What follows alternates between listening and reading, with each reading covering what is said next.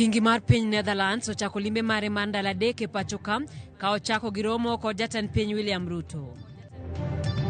Lakteche ma KMPDU kanyakla kod kuko ochako ng'anyo ewi weche chudogi e kind ywak mamoko. Mine duond bura mar ODM okwayo mondo mine manie telo thuolo makare mar timo tijegi.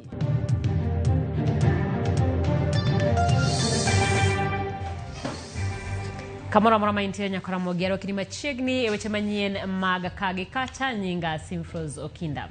Kawachako ni kingi mar piny Netherlands Willem Alexander kod minode Queen Maxima ochako limbe margi mandala deke pacho kam e kinde ma jatend piny William Ruto rwakogi kar jot maduong' mar jatend piny e buore Nairobi ka.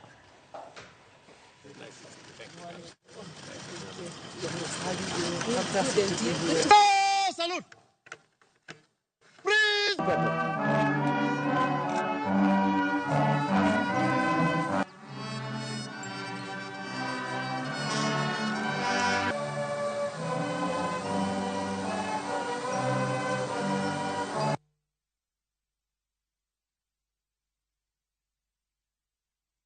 Nations share a strategic partnership dating back to 1964.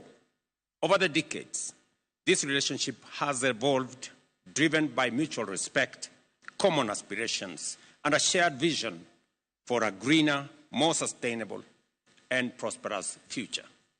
And further to these agreements, we have signed a letter of intent that marks a significant step in addressing critical water infrastructure needs in Kenya. This includes an investment for the development phase of the Naivasha Special Economic Zone Water Supply and Sanitation Project. I did explain to His Majesty that the government of Kenya has expanded the space and land available for Naivasha Special Economic Zone from 1,000 acres to 6,000 acres. Kenya is a self-assured nation that is proud of its economic performance, its democracy and institutions, and its constructive and impactful international role. We attach great value to our cooperation with Kenya. This visit shows just how closely our interests are aligned and how strong our ties have become. Kopogore gi mago ni jotend riwruog lakteche pacho ka KMPDU otelo ne ng'anyo ma jokanyo maggi ka gikwedo chal marach mar sekta mar thieth e pacho ka. Kamano bende giriwore kod jokanyo mamoko e sekta mar thieth ka giseyo okumba mar thieth e kind weche mamoko moting'o chudo maggi. Ne gibago ng'anyo kowuok kar thieth maduong' ma Kenyatta nyaka e apis migawo mar thieth kama ne gichwalo ywak maggi.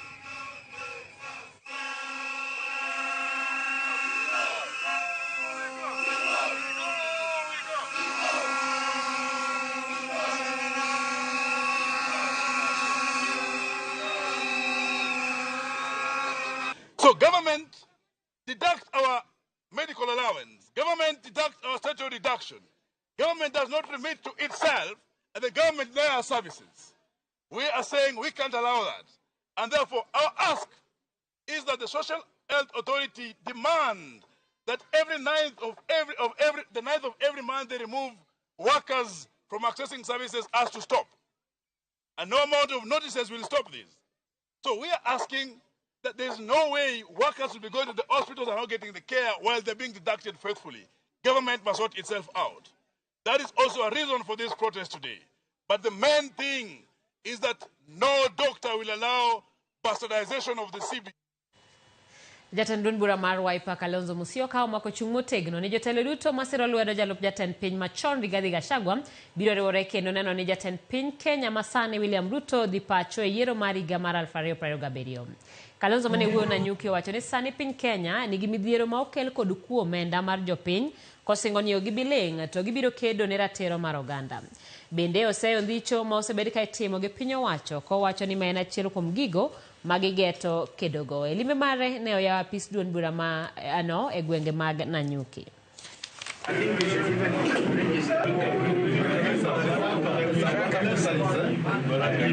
Sababu ingine Ruto lazima aende ni wizi. Serikali yake imekuwa na serikali ya wizi mtupu. Mpaka duniani anapata sifa kama kiongozi mashuhuri Kenya wa Kenya ndio namba 2 kwa ufisadi dunia nzima. Na sisi ndio tulimweka huko, sio? lakini sio mimi. Mimi nilikuwa na mwingine, sio mimi. Nilikuwa upande wa Martha Karua, yule jamaa mwingine ameepa akainga kwa Kazongo. Lakini hiyo sio shida, hiyo sio shida. Tutawang'oa hawa wote mpaka Kenya ipate uhuru kamili. Moko mine magdon bucho diem bade ma Nairobi koro dhiro kwayo mar neno ni mine omi thuolo makare mar bero jotelo e pacho ka.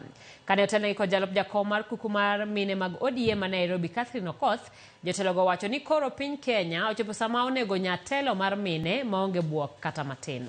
Mine go kane wuoye kar dak ma Kibra bende oseyo yo manyocha ogol godo gavana machon ma Meru e apisi Kawera Mwangaza ka bende gisundo ni kaka yor tego tend mine jalop gavana masani Isaac Mudhuma onego bed miyo. Jotend mine go ongiso luoro ni weche mag demokrasia mathurka ok nyal chopo kare ka mine kinde duto imino badgi ka gidwa idho ngas mar telo. Wan duto te warom gi chuo sani. Wago erokamano ne mine wa 450 manodhi Beijing mondo odhiyo otetea haki marwa. Ne giduogo magitetea haki wa makoro sani warom gi chuo. Emomiyo wanyalo chung' kombe mag governors, wanyalo chung' kombe mag MPs, wanyalo chung' kombe mag MCAs. Sani koro wachimo dier mayiero wadhi timo kaka ODM. Wadwan watim yiero gi mos, wayier jotelo maber mondo telnwa kendo kawa maber e party wa mar ODM. We are praying and we are urging the leadership of this country, and we are asking men in the leadership positions in the country to be he for she for us women, so that we can move together to achieve the leadership for women that the country so much requires. We are praying that the remaining governors should be ring-fenced, surely, should be protected.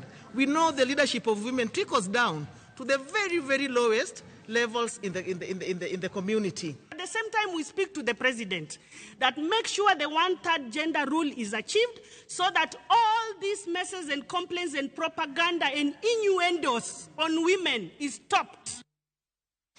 Governor Masia James Orengo chiwo milome mandala par ni kami mar Lake Agro Limited mondo miyo twaga gi jopiny ewi kaka itieko ywarruok mobetie kuom kinde malach ewi kaka itayo thidhna mayala. Orengo kwedo okang' mar piny owacho chiwo kar thidhiano ne jokan mwandu mawuok e piny maoko kuom higni 66 kowacho ni chik oketo ayanga ni ka ng'ato ang'ata imiyo ratiro mar tiyo e puoth oganda, jopiny nyaka kaw pachgi motelo ne okang' makamano. Orengo kod jakan mwanduno nyaka koro tim romo gi jopiny kanyakla gi tend kaunti ma Siaya mondo mi gibedie winjruok. Kaw kamano ok obi yiene golo niang' kowuok kar thidhiano.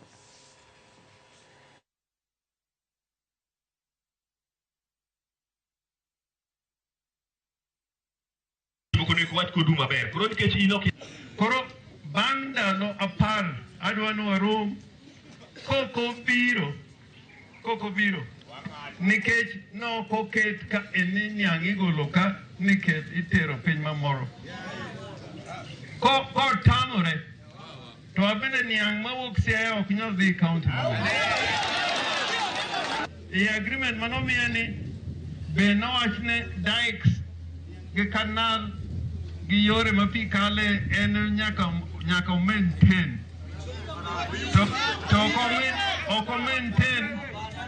ok maintain no konyre go to ne mondo pi kik ywa mwandu jopiny gi mwandu mag jopiny mano be pok otimo.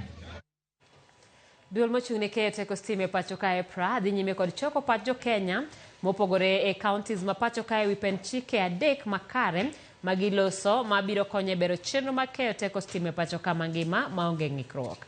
Pen chikego moyang ni Energy System Operations Regulations 2025 keto lai makare neno ni jo Kenya yudo stima maonge rochruok kaachiel gi rwako joket mwandu mochung' kar kendgi mabiro tayo chenrono e ondamo mar loko tije duol mar Kenya Power.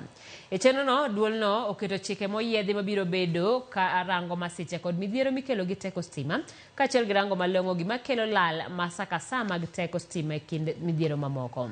Kuom mano EPRA okwayo jopiny mondo ogwel mbui margi mondo kaw thuolo kendo kolo i pen chike 3 go kendo chwalo pachgi e wi wachno kata kaka yorno mar konyo kelo lokruoge mowinjore e sekta no.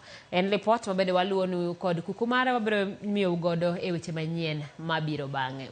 Kao kamano wadhi nyime kama jakom manyien mar riwruok Kifwa mochung'ne golo mwandu e wath ma Mombasa kod achiel kuom maina magidwa keto en neno ni mine kaachiel kod rowere imiyo thuolo matiyo e kambe matimo clearing and forwarding. Kane oloso Mombasa bang' donjo ayanga e apis tok yiero mare, jakom Frederick oloko ni nyaka sani kwan mine kod rowere manie sekta no ni piny ne kwan 15% gino ma odwani otemie lokruok. Moko kuom gigo mabende gikoni nyaka ketie tim en chuogo chike moyiedhi mabiro kayo jotich manie sekta no mar kedo gi mibadhi. Olo okawo thuolo no maende ne omaki kod Roy Mwanthi e thuolo mar higni 5 mosekalo. To say that the industry that we also represent, it is really not fair to the youth and the women. Currently, we have less than 15% of companies that are licensed, the customs clearing agents, whose directors are women.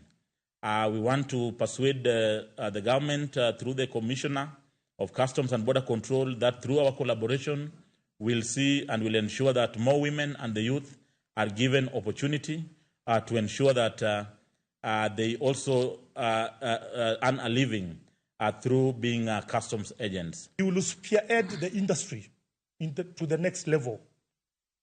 And his team, we expect him to steer clear in the industry and ensure there is efficient cargo clearance, ensure there is also enactment of our proposed Kenya Customs and Freight Forwarders Bill, ensure there is harmony within the partner PGS and all the stakeholders in the cargo clearance within the country and within all custom areas.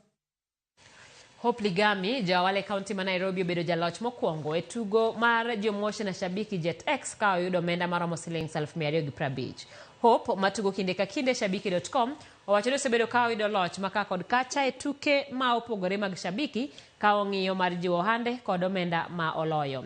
Tugo mar jomoshe na shabiki Jet X nigi mich maloyo $2 ka jotugo 10 yudo Sh50 odiochieng' ka odiochieng' ka juma ichiwo Sh250.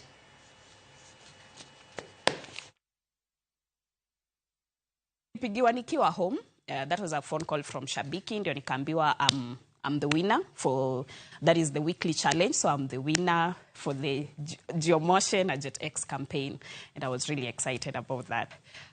I've been betting with Shabiki for quite some time because nilijua Shabiki kitambo, that is through a friend, and then sasa kanionyesha how they go about the betting and stuff, and so I've been doing that consecutively. Other sometimes I've been participating in this to random challenges, promotions, campaigns. So actually this is not my first win. Nimekuwa nikiwin tuseme small prizes. So for this, the 250,000 this time, I can say I was incredibly fortunate to win this huge amount. Geomotion and Jet X campaign niliona social media because I'm an ardent fan wa Shabiki, so I follow them closely on all their social media platforms. So that is where I got wind of the promotion and I hopped onto the challenge. Nilieka stake ya 50 bob. Na actually sikujua itakuwa na the highest multiplier, so I was lucky.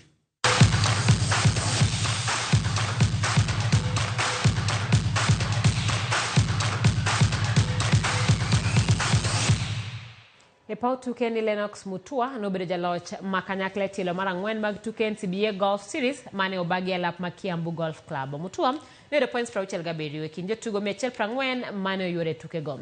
E Division A, Caesar Mugo nobedo jaloch gi points 72. E kidieny mar Wakeini, Carol Maina notieko thuolo mokwongo bang' yudo points 73 e kinde ma Charity Njoroge notieko thuolo mar ariyo gi points 75. E Division B, Ken Kimathi notieko thuolo mokwongo makanyakla gi mano mar yowuoyi gi points 69.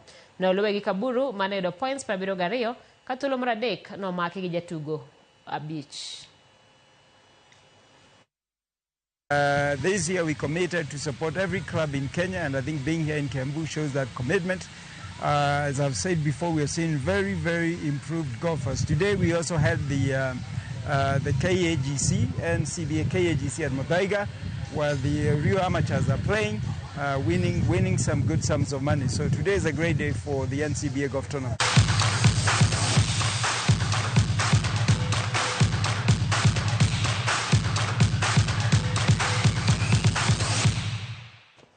Ramogi sa par dakika 14 kelewe giko mar weche manyien makagi kacha erokamano kuom budho kod wech chenro ni nyinga Simfros Okinda.